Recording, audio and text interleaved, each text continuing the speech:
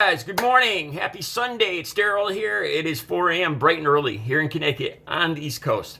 I'm going to start this video with an example. This is a less serious example of what I'm going to talk about later. It gets more serious into the video. But this is for the people that don't always agree with me, that they have a differing view, and that's okay. But I want to use this little bit of empathy to try to reach out to you, to see if you can understand why I'm concerned about this, and why it bothers me, why it irritates me, and why it scares me. Okay, let's just say you're of Irish descent. You're an Irish American. Okay, and it was just St. Patrick's Day. Stick with me here. We're just using our imaginations. You're an Irish American. You're waiting in line. There's an African American gentleman next to you in line. You're waiting in line for a while.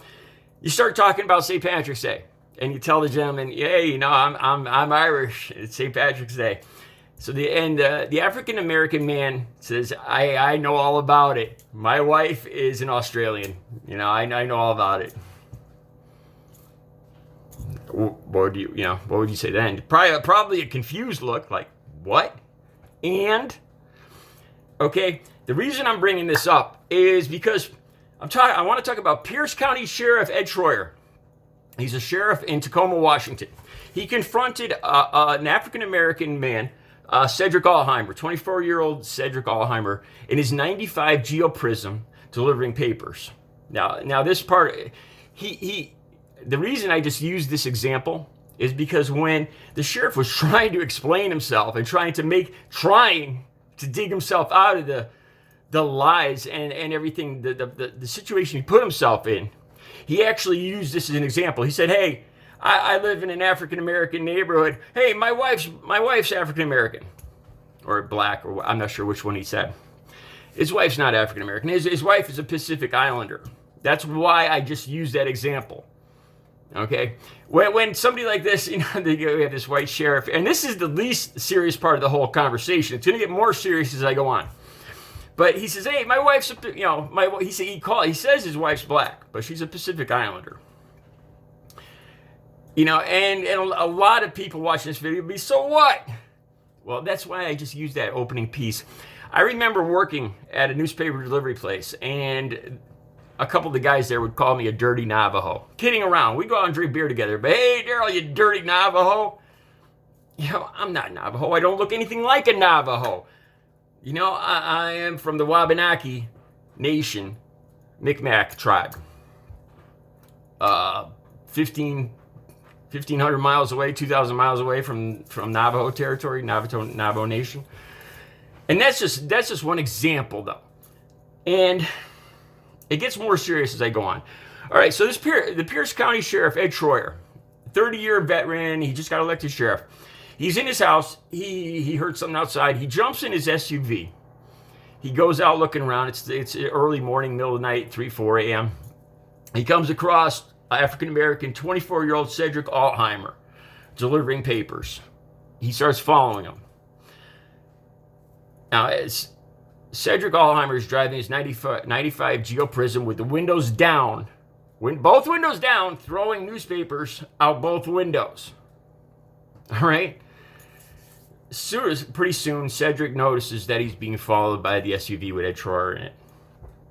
He gets out to put a paper into a tube, and then he gets frustrated, and he walks over to the SUV with Ed Troyer in it. He's, "Why are you following me? What are you doing?" Now, apparently, I think they both agree on this. Ed Troyer said that he looks like a porch pirate, which is troublingly close to a derogatory term for an African American. But a porch pirate means somebody that steals packages off of porches. We've all seen that. So that's why Ed Troyer claims he's following him. And they both kind of agree on this part of the discussion. Cedric gets frustrated because obviously he's delivering newspapers. And Cedric says, "Hey, if I'm a threat, then call somebody. If you think I'm a threat, but just, quit following me. Leave me alone." So Ed Troyer responds, "I got 4 cars on the way here right now." Turns out now, and this is on recording, Ed Troyer called dispatcher and said that he noticed he has a suspicious man trapped in the driveway. He trapped this suspicious man in his driveway, And the suspicious man is accusing him of being a racist and said he wants to kill me. This is on tape. Okay.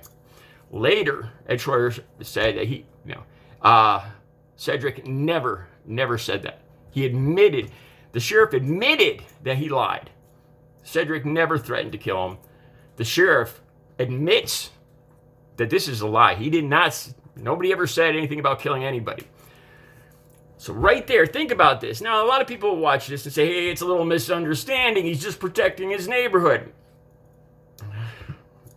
The man had both windows down, throwing newspaper. It's obvious he's a newspaper delivery man. I don't know how the sheriff, I don't see if there's any conceivable way that the sheriff didn't know this. I think the sheriff knew that, and yet he still found this man suspicious. I wonder why.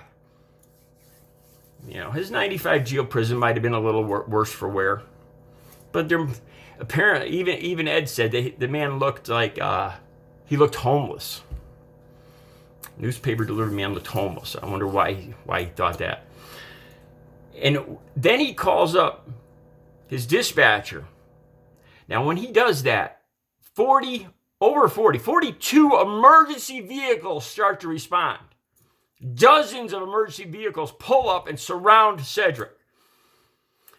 Now, right there, that's one of the most serious calls. Officer under distress, the most serious call that can go out. I think the only more serious call in this neighborhood is if there was a mudslide at Mount Rainier. Seriously. And it was going to destroy the entire town. That's the only thing that's higher on the emergency call list than what this sheriff claimed. Now, those sheriffs are going to race there. And one or two of the officers did have their guns drawn. When the sheriff admittedly lied and claimed this, he put Cedric's life in serious danger. He was dishonest and lying for no reason other than Cedric's appearance, than whatever was going on in this sheriff's head. So he admits that he lied. Cedric never said this. Never said. Cedric was frustrated. He was trying to do his job. And he realized that, seeing as his windows were down, he had a car. The cops demand to search his car. The back seat is full of newspapers. Obviously, Cedric's a little upset about this. And this is the thing. When it would appear that when people like African-American people get frustrated, obviously, then they appear dangerous. Oh my gosh, he's getting crazy. He's getting dangerous. And the sheriff makes this call. Makes it up out of nowhere. And then the sheriff went on. He said, I was trying to be polite, but he kept calling me racist. Oh, that's what he said to his dispatcher. And then he said he threatened to kill me. And then he went on to say that the sheriff went on to explain that he's not racist, that he's the only white man in the 5 houses around him. He's the only white man. And that his wife's black. And his wife's a Pacific Islander. And it's all that conversation right there, that if you use empathy and you put yourself in Cedric Alzheimer's position, you'd feel the frustration. And you see what I'm saying here? With my example at the beginning, a Pacific Islander. And that's the least of it all.